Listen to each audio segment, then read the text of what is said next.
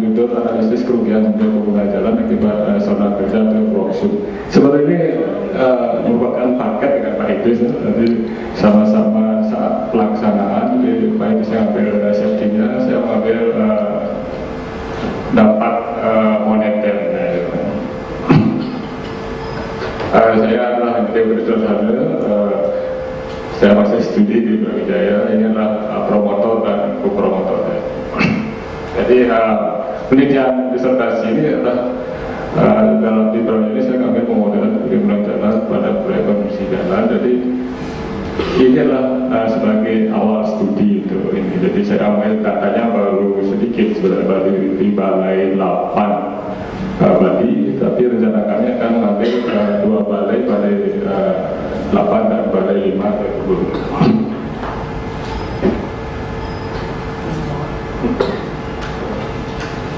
Nah, ini kembali seperti pengarahan tadi, paradigma dalam pelaksanaan konstruksi jalan itu, kalau dulu masih orientasinya BNP itu ya, biaya mutu waktu gitu. Sekarang bukan di sini baru ya, paradigmanya akan dirubah pada fokus utamanya adalah pada pelayanan kepuasan pengguna jalan dengan meminimumkan dampak selama lingkungan selama masa konstruksi. Nah, dalam hal ini yang diutamakan adalah mobilitas dan keselamatan. Jadi mobilitas safety-nya jadi paradigma sekarang ini adalah fokus pada pelayanan jadi pengguna jalan.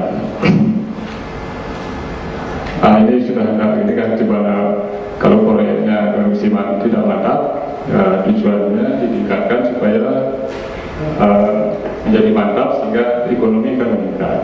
Jadi prinsipnya sederhana dan sudah semua mungkin tahu. Nah, apa itu zona kerja? Zona kerja itu penggunaan area lajur jalan sebagai aktivitas untuk melaksanakan perbaikan jalan. Nah, di sini seperti tadi mungkin Pak Idris dan kawan-kawan menyebutkan, kalau di sini kita membuat pasang alat pengaman, di sini sebenarnya ada pengaman pengaman namanya jalur pendekat, baru ada zona kerjanya, terus jalur penjauh. Nah, ini ada aturan-aturannya dalam safety untuk construction project ini.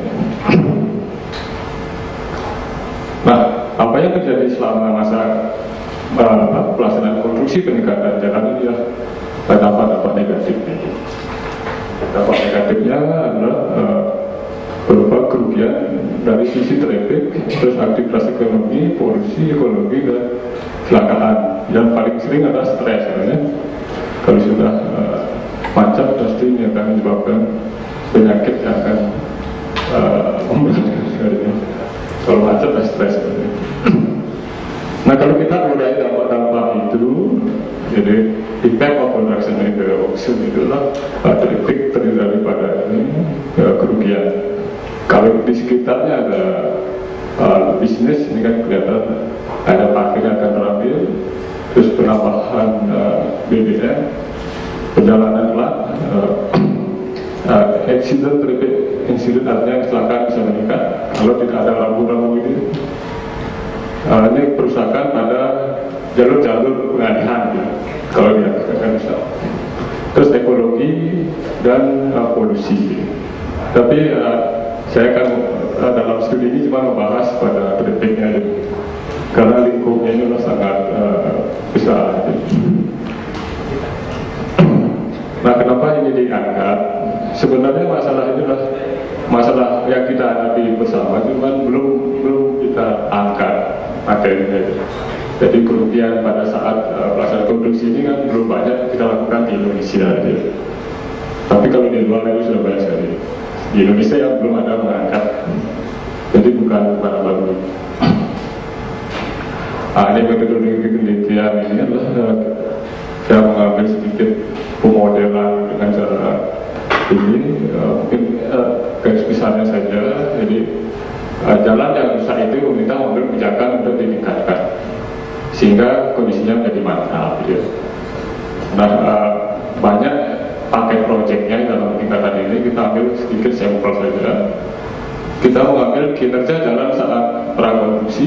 Yang saya perlukan adalah kecepatan dan waktu tempuh. Saat masa konstruksi juga kecepatan dan waktu tempuh. Nah, dari sini kita akan memodelkan prediksi kerugian biaya pengguna jalan. Nah, ini nanti akan digunakan sebagai sanksi denda. Jadi selama ini yang ditentukan cuma 1/mil, tidak melihat dampak lingkungannya. Padahal kalau proyeknya terutama di perkotaan itu dampaknya sangat besar. Jadi ini dipertimbangkan sebagai sanksi denda. Jadi kalau dia terlambat 1 hari, dia harus mengganti kerugian biaya sosial atau yang rasanya adalah pengguna jalan. Nah, ini yang akan kami formulakan nanti sebagai studi awal. Nah, ini kerangka pemikiran mungkin yang agak rumit, ya, tapi ini prinsipnya adalah faktor yang mendukung adalah faktor situasi, di jalan, faktor BS. Ini kita karena pelaksanaan konstruksi ada seorang kerja, kita mengindikasi dampaknya, terus dampak merugikan, kita itu kerugian biayanya. Nah, nanti ini hubungan studi saya dengan tidak berhubungan dengan materi ini, karena materi ini adalah sebagai awal. Nah, nanti dari sanksi denda ini kita akan bagi. Jadi sekarang ini studi awalnya memang sudah berbeda sangat kata antara denda 1/mil dengan kerugian pengguna jalan. Karena ini secara flow chart-nya ini proyek konstruksi jalan di aspek-aspek yang mendukung. Terus mungkin nanti case-nya ada yang perkotaan, ada yang luar kota. Nah, ini tipe-tipe jalannya. Nah, kita hitung kecepatan dalam bentuk prakonstruksi. Terus kita hitung kinerjanya. Di sini hitung saat pelaksanaan konstruksi, kita dapatkan kerugian biaya pengguna jalan saat konstruksi atau biaya pengguna jalan seorang kerja, atau kalau istilahnya disebut producer cost in the works. Nah, pada makalah ini sebenarnya penelitian saya ini akan dimodelkan ya, kecepatan saat prakonstruksi dan kecepatan masa konstruksi. Tapi pada tahap awal ini kita cuma mentabulasi data-data hasil survei saja sebagai kajian awal. Sebagai case dalam studi awal ini adalah proyek pada balai BPJN wilayah 8 Bali dengan 10 sebenarnya angkanya salah 6, 7, 8, 9, 10 dengan 10 ruas jalan. Nah, untuk menghitung BOK yang paling komplit ya, karena metode yang ada pernah diterapkan itu dengan PCI, pasti konsultan internasional. Jadi semua komponen sudah diperhitungkan dari bahan bakar, penggunaan oli, suku cadang, yang kerja, depresiasi, memodal, asuransi, overhead dan lain-lain. Jadi semua item terhitung dan sangat mudah gitu ya. Jadi basisnya adalah pada bergantung pada kecepatan kendaraan. Sedangkan untuk nilai waktunya itu dengan metode produktivitas. Jadi menggunakan pendekatan PDRT daerah.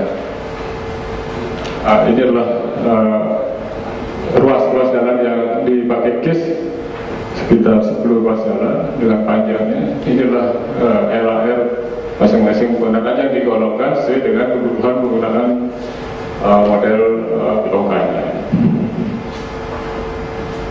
Ini adalah kecepatan saat masa konstruksi, kecepatan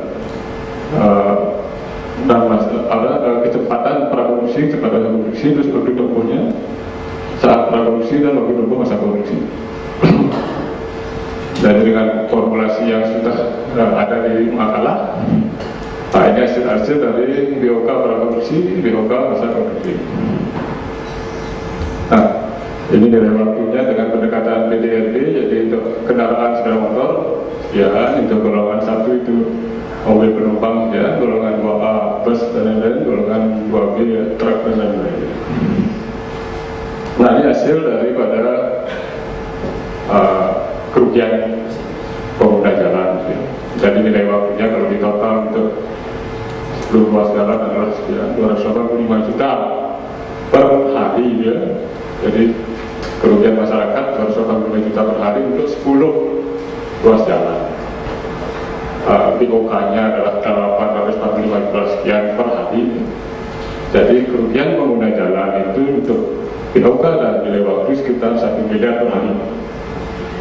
Jadi 1 miliar per hari masyarakat rugi untuk 10 ruas jalan karena pengalihan arus lalu lintas ataupun penutupan lajur. Kalau dihitung per kilometer untuk ruas ini, jadi kerugiannya adalah 19 juta per kilometer per hari. Dari biaya pengguna jalan, terus BOK-nya 14 juta sekian, dan kemudian lewatnya 4 juta sekian. Jadi kesimpulannya sama dengan hasil tadi. Nah, seperti tadi sebenarnya ini untuk apa sebenarnya? Dalam studi saya ini akan digunakan sebagai mitigasi daripada longsor dan dampak. Karena kita kenal beberapa mitigasi untuk mitigasi dalam zona kerja itu adalah ada 3 poin utama, yaitu temporary traffic control, public information, dan transportation operation. Jadi posisinya pada project coordination, contracting, normative, and construction strategi dalam hal insentif dan disinsentif. Jadi di sini kita akan masuk biaya pengguna jalan dalam mitigasi auction dampaknya. Artinya, kalau kita menerapkan sanksi denda sebesar pengguna jalan, mungkin kontraktor akan berpikir dia lambat karena sanksinya akan besar.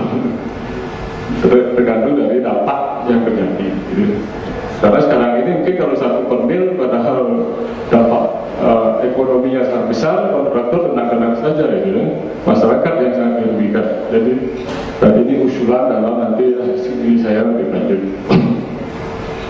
Nah, jadi yang masuknya itu di sini saja. Kalau sekarang itu adalah dendanya semua 1 per mil, jadi semuanya ini dendanya 1 per mil. Kalau ya, nah kalau dia pengguna jalannya begitu 1 mil per mil, kita ikuti aturan itu skenario-nya.